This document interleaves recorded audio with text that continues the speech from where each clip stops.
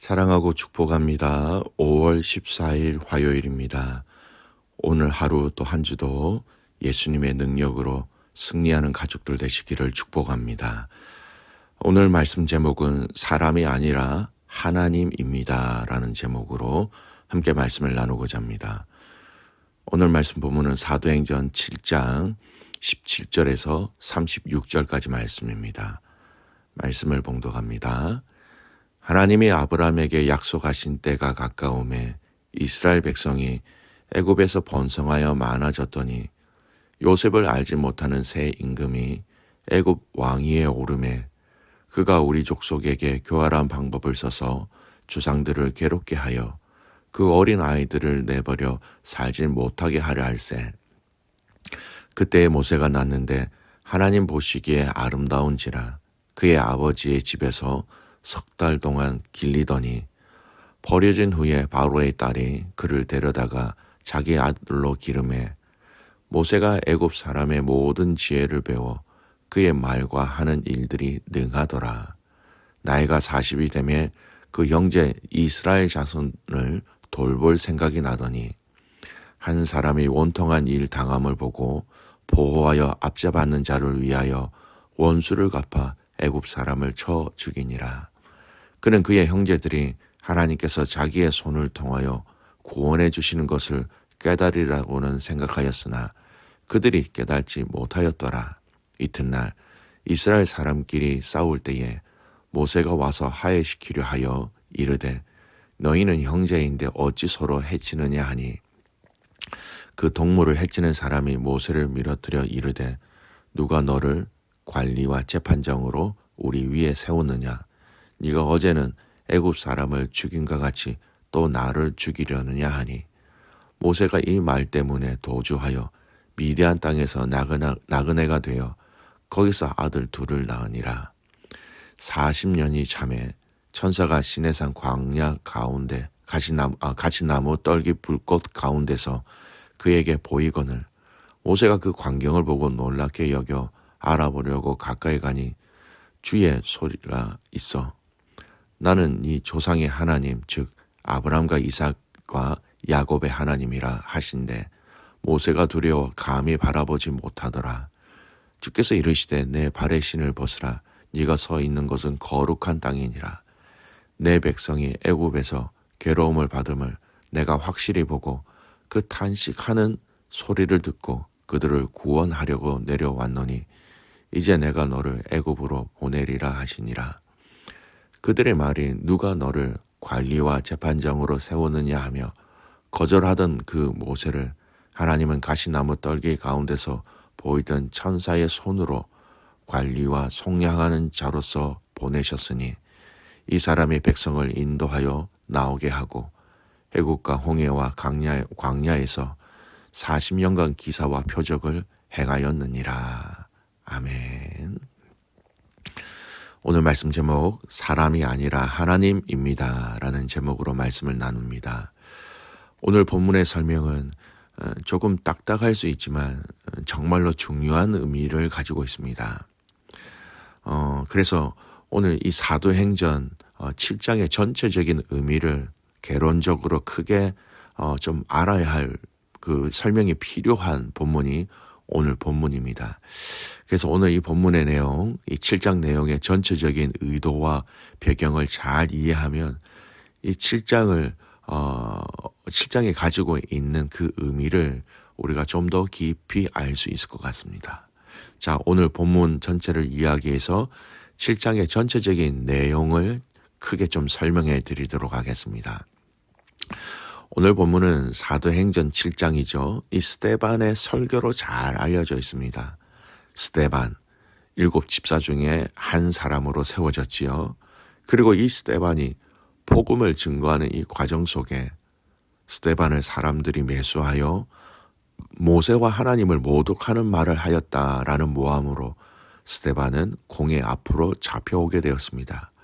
그리고 신문을 하는 과정 속에 대제사장이 거짓 증인들의 이야기를 듣고 스데반에게 증인들의 그 말하는 것을 네가 인정하느냐라고 질문을 하게 되지요.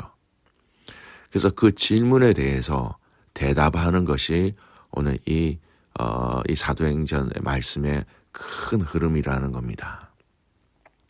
자, 오늘 이 말씀을 서두에서 아브라함으로 시작하여 야곱의 12아들까지 그 역사를 간략하게 이야기하고 있고요. 또 9절에서 16절까지는 요셉의 스토리를 또 이야기하고 있습니다. 그리고 오늘 본문은 모세의 일대기의 흐름을 비교적 자세하게 이야기하고 있고, 이 모세의 스토리는 내일 본문까지 이어지고 있습니다. 자, 중요한 질문이죠. 오늘 이 본문의 전체를 이야기해서 중요한 것, 스데반은 왜 이렇게 긴 이스라엘의 역사를 이야기하고 있을까요? 아브라함으로부터 시작하여 이스라엘의 역사를 개간함으로써 변론의 근거를 먼저 언급한 후에 마지막에 가서는 자신의 논지인 핵심을 밝히는 방법을 취하고 있는 겁니다. 아마도 스데반이 이런 방법을 취하지 않고 바로 결론만 말하였다면 스데반의 말은 설득력이 떨어져서 공회에 받아들여지지도 않을 뿐만 아니라 완고하고 폐쇄적이었던 유대인들은 그의 말을 처음부터 귀를 기울일 그런 여력이 없었던 것이지요. 스데반의 설교의 핵심은 다음과 같습니다. 그는 성경과 율법을 거슬러 말했다라는 유대인들의 고소에 대해서 반론을 펴고 있지요. 그래서 그는 역사적 배경과 하나님의 선언을 근거로 유대인들이 성전 자체를 절대시하는 것에 그 오류를 지적하고 있는 것과 마찬가지라는 것입니다. 구약의 예증을 인용하여 유대인들이 예수를 죽인 일에 대한 잘못을 지적하고 있는 겁니다. 그는 현재 유대인들은 과거 조상들이 했던 것처럼 의로운 자들을 배척하고 죽이면서 하나님의 율법을 무시하고 있다라는 사실을 강조하는 겁니다. 이 스데반의 변론은요, 그리스도의 복음이 결코 구약 성경의 내용과 배치되지 않는다라는 사실을 또한 선명하게 아주 변증적으로 설교하는 내용입니다. 좀 더 보겠습니다. 7장 서두에 보면 아브라함에 대하여 길게 진술하는 것은 하나님이 먼저 아브라함을 주권적으로 부르신 사실과 아브라함이 이에 믿음으로 반응함으로써 의인으로 인정받았고 선민 이스라엘의 조상이 되었다라는 것을 얘기하고 있죠. 우리 7장 8절입니다. 할례의 언약을 아브라함에게 주셨더니 그가 이삭을 낳아 8해 만에 할례를 행하고 이삭이 야곱이 우리 12조상을 낳으니라. 즉 스데반은 율법 이전에 있었던 아브라함에게 주신 언약과 아브라함의 믿음을 강조함으로써 형식적인 이 율법 조항에 얽매여 있는 하나님의 그 구원의 섭리를 거부하는 이 유대인들의 불신을 부각시키고 있는 것이죠. 그리고 오늘 모세의 이야기를 하는 것도 동일한 이유입니다. 6장 11절에 보면 유대인들로부터 모세와 하나님을 모독한다라는 잘못된 고소를 당한 상태이죠. 6장 11절 사람들이 매수하여 말하게 하되 이 사람이 모세와 하나님을 모독하는 말을 하는 것을 우리가 들었노라 하게 하고. 여러분, 그래서 이 스데반은 의도적으로 모세의 이야기를 길게 얘기하고 있습니다. 그래서 이것을 통해서 자신이 모세와 그 율법에 반대하는 자가 아니라는 것을 오히려 존경하며 인정하는 사람이라는 것을 이 고백을 통하여 이 스토리를 이야기하면서 전달하고 있는 것이지요.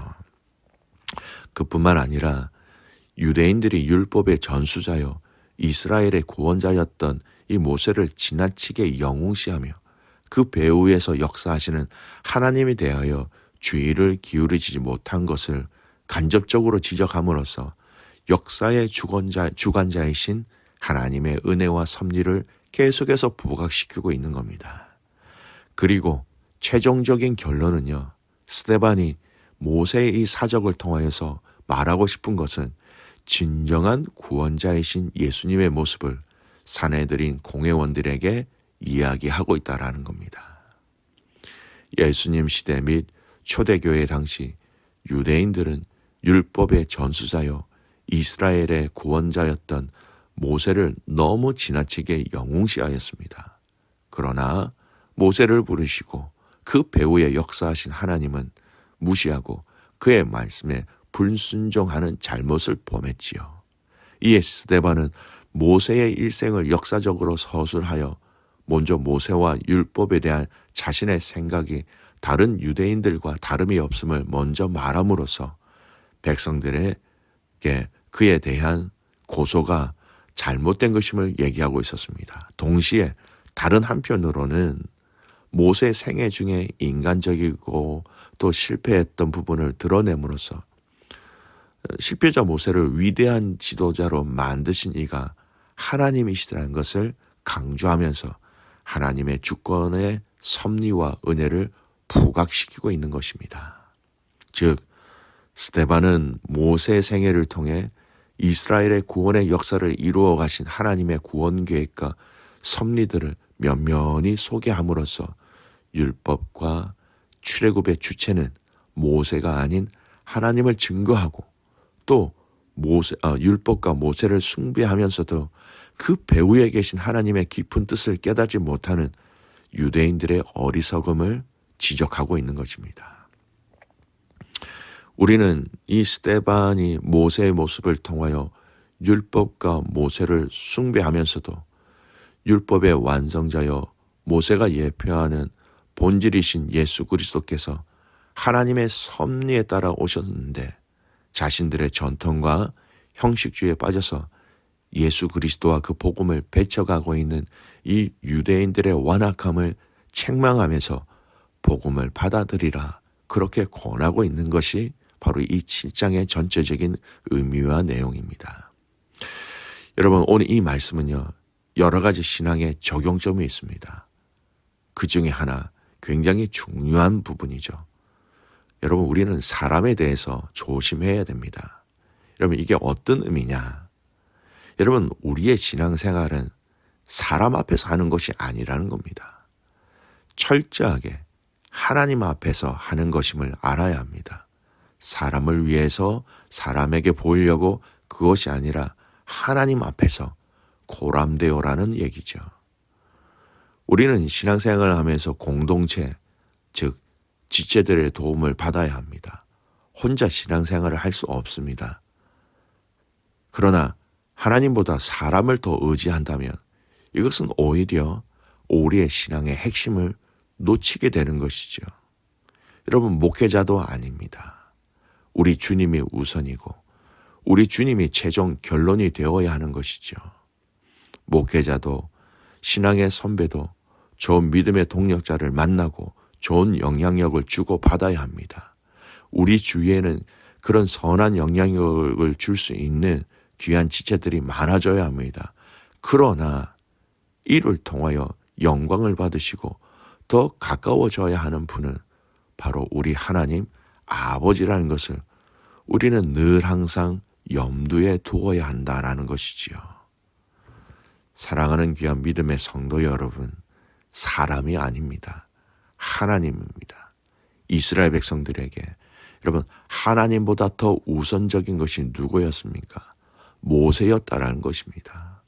오늘 스데반은 그것을 돌려 이야기하고 있는 것이죠. 오늘 이 말씀을 우리의 삶에 잘 적용합시다. 사람이 아니라 하나님입니다.